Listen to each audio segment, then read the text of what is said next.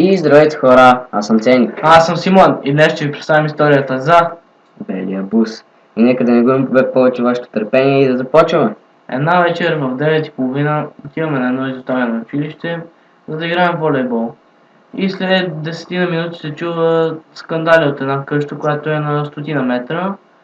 И след 20 минути идва полиция. И нас ни фана страх, че не си носим личните карти и тръгнахме да се прибираме.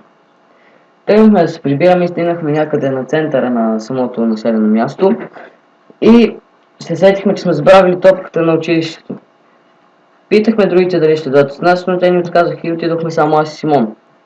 Отидохме, взехме топката, видяхме, че полицията няма и се успокоихме за кратко. И един бял бус спря зад нас и един човек с лиса глава излезна от прозореца и ни каза: момчета, елате да ме опътите. И ние тръгнахме, но Симон ми каза: Брат, тара да не ходим, не знам, ще имаш случаи да крадат деца и по-добре да не рискуваме, да се връщаме. И ние се върнахме и почнахме да ходим и той наду клаксона и почна да кара след нас. Ние почнахме да тичаме и той караше, сякаш иска да ни изгази, нали?